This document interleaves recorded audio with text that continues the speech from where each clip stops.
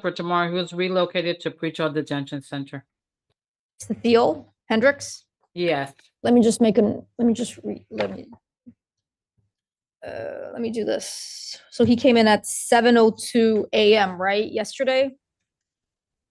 yes.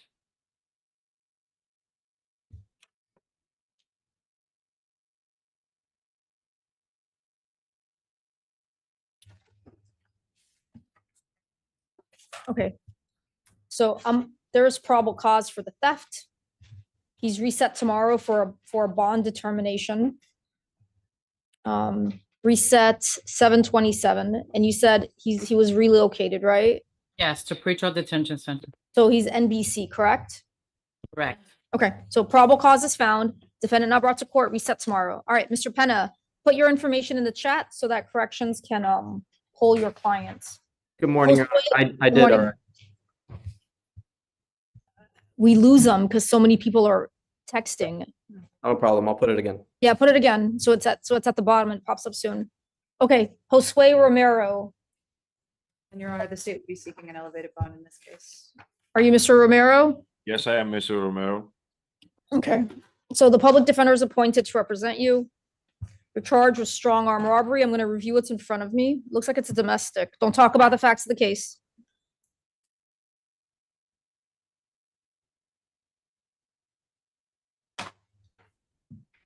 He doesn't have priors, at least until May. What kind of bond are you seeking? He does have, so he has domestic violence priors. I was not able to confirm whether it's with the same victim. I doubt it. It says they've only been dating 2 years. The last Okay. domestic is from 2009. However, given just the history that there's several batteries that appear on his priors, we would be requesting a bond of $10,000. All right. Okay, Your Honor, so No, those batteries have been no action under no pros. I'd be requesting $7,500.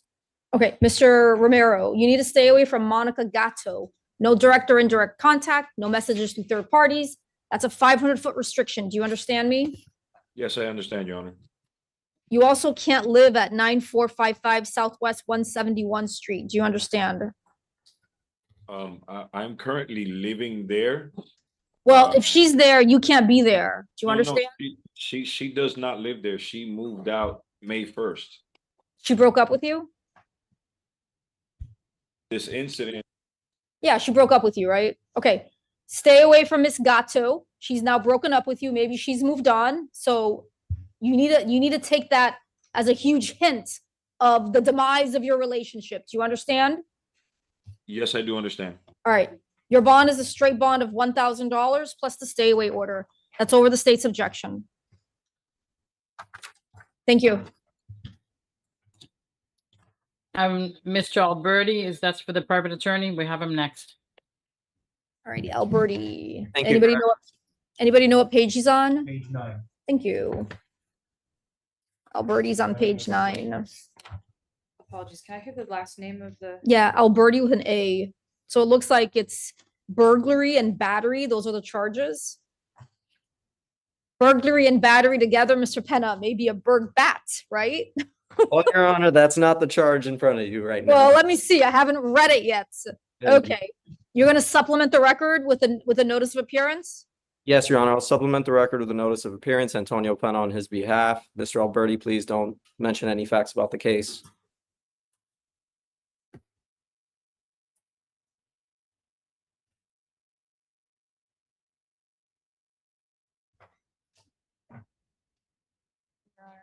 Stay away order.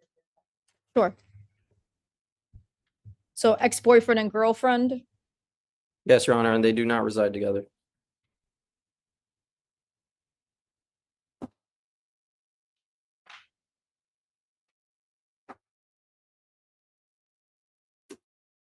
He does have domestic violence priors, however, including a domestic violence, battery domestic strangulation from 2023.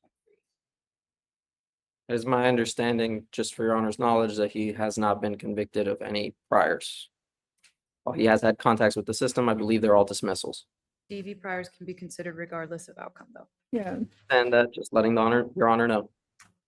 Okay, first things first, there's probable cause for the battery and the burglary. You need to stay away from, you need to stay away from Stephanie Gonzalez. Do you understand me? Yes, Your Honor.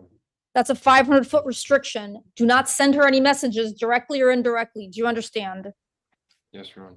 You also need to stay away from 11800 Southwest 18th Street. Also a 500-foot restriction. Do you understand? Yes, Your Honor. Regardless of the bond I give Mr. Penna, considering some of the allegations and that I've already given a stay away order, I'm going to have him on an ankle monitor. It can be with a level 3 curfew. But what is it? What bond are you requesting at this time? Your Honor, we were requesting standard bond. I would point out, Mr.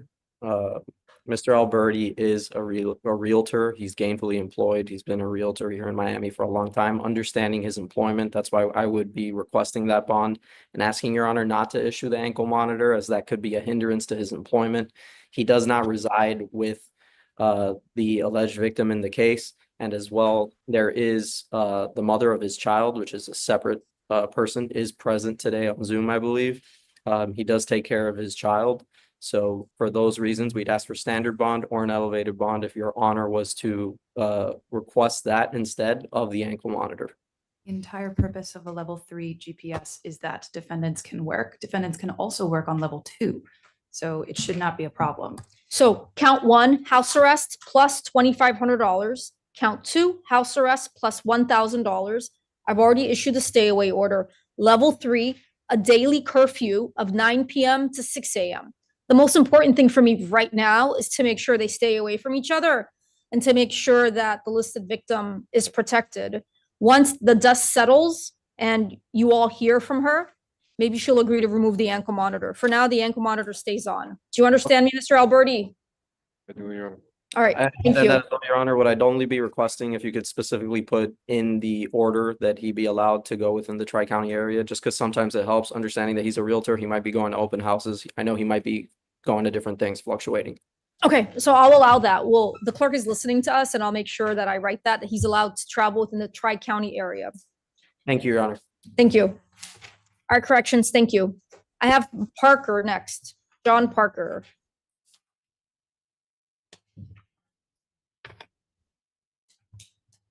Mr. Parker, the public defender is already appointed to represent you. We're going to review what's in front of us for probable cause for this drug-related charge. Your Are Honor, you? Yeah, go ahead. No, I'm I going to think- review it. If I think it's possession, not any other charge, I'll let you know, okay? But you can always jump into and interrupt me. Well, interrupt me after I finish reading, okay? Thank you. yes, Your Honor. Is he still homeless? Yes, Your Honor.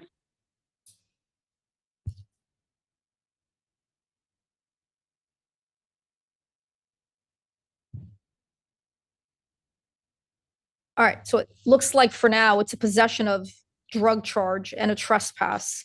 I can refer him to TAP. Listen That to was me, my request, Your Honor. listen to me, Mr. Parker. You were just here in June, similar charges, all right, sir? Yes, ma'am. So I'm gonna make a note, it's only possession for personal use for now on count 1. So I'm gonna refer you to TAP. That's a homeless assistance program. TAP, alternate bond, count 1, 1,000. TAP, count 2, alternate bond, 500. All right, thank you, corrections. Oh, I'm sorry, Mr. Parker, don't go back to El Vision Mobile Optical. You need to stay away from them, 500 feet. The address is 1100 West Flagler Street. Do you understand my order? Yes, ma'am. Thank you. I have Fareed Silwani next. Your Honor, I believe that's a bond out. On down. We'll make notes. Mr. Hale, Hale. He's present before the court, Your Honor. All right, Mr. Hale, the public defender is appointed to represent you.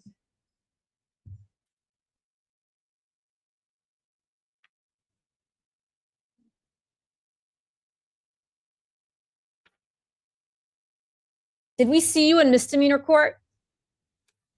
Corrections is telling me no, Your Honor. Okay, he just looks familiar.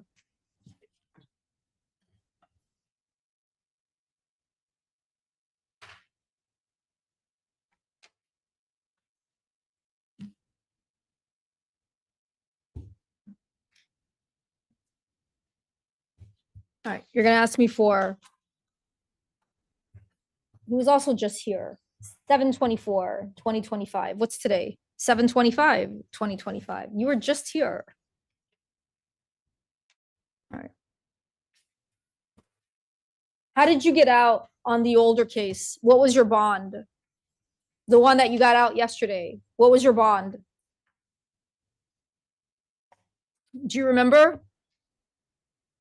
Your Honor, those cases were dismissed. Right, like 2 days ago, and he was arrested yesterday. So what was his bond release? Were you in jail or out of jail when they null prossed your case? I was in custody. You were in custody? How long were you in custody? 3 months. Okay, I'll be able to get a program. say it again. I didn't hear that last part. Something program. Will I be able to get a program? Do you want a program? Yes, ma'am. And you know that that program is a drug rehabilitation program, right? Yes, ma'am. Okay. There's only probable cause for possession as to count one. So you're given tap alternate bond, count one, 1,000. Count two, tap alternate bond, 1,000. All right, thank you, corrections. Just to confirm, Your Honor, that was 1,000 for both counts. The Tap, yeah, with the alternate bond. Okay. Nicholas Webster. He's present, Your Honor. All right, Mr. Webster.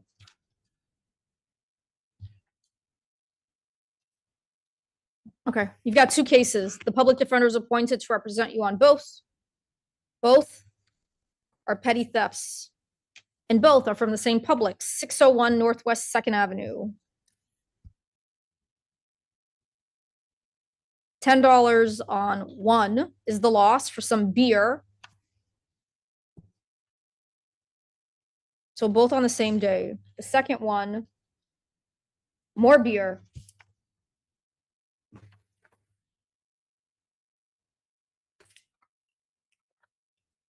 And he looks like he's out on bond for three petty thefts? Two Yes. petty thefts. No, one petty theft. One petty theft, it's a B25 case, Your Honor. All right. Your bond on count, I'm sorry, on case 15882 is a straight bond of $1,000 plus a stay away order. You need to stay away from the Publix located at 601 Northwest 2nd Avenue. Do you understand my court order? Yes, ma'am, Your Honor. Same bond for 15881. That's also $1,000.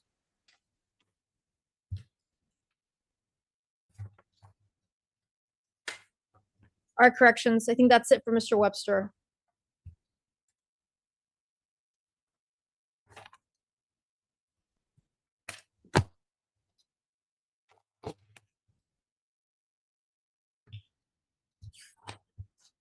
Lomar Lee, Mr. Lee. Okay. We saw each other in misdemeanor court.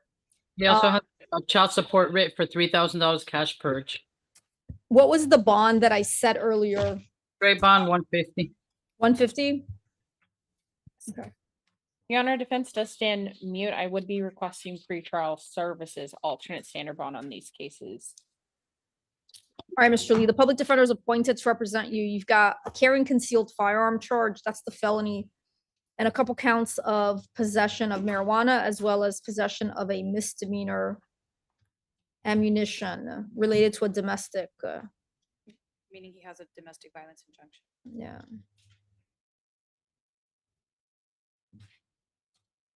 He also has several violent domestic including aggravated battery on a private pool.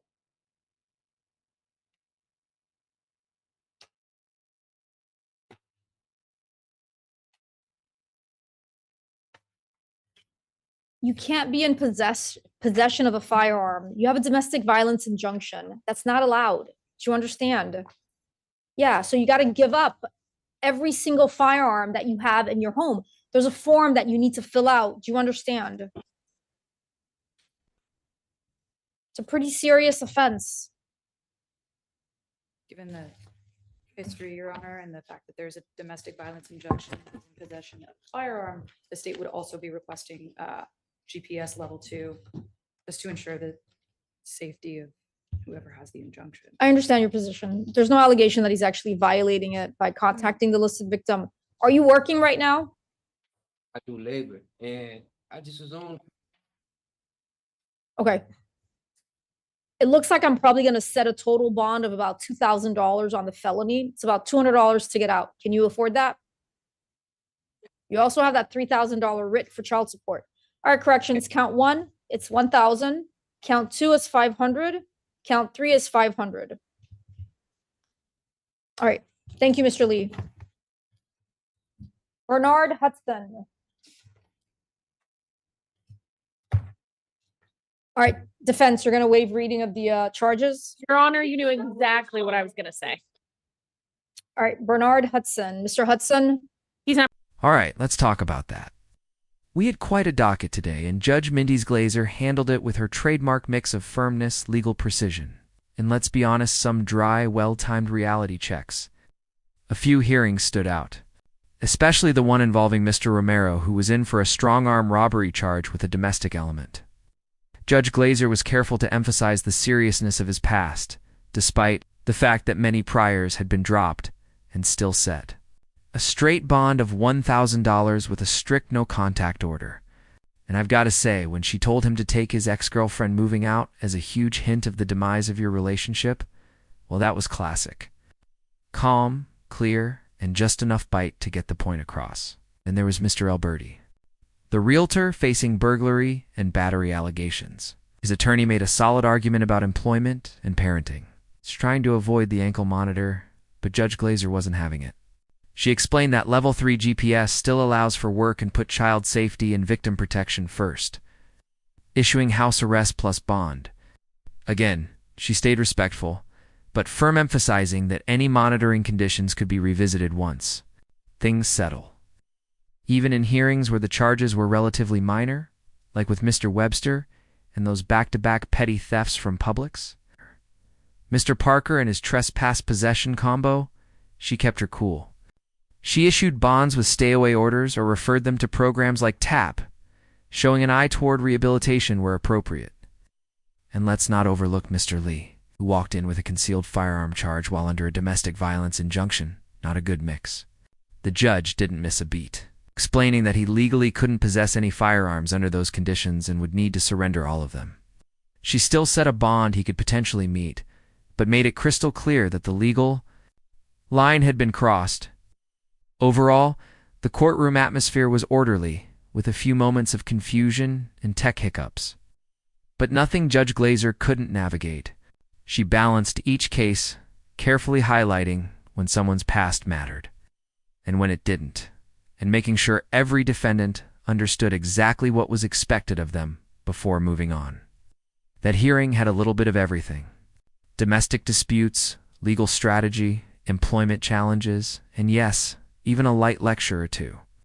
If you found this hearing insightful, consider subscribing, hitting the bell, and letting me know your thoughts in the comments below. I read every one.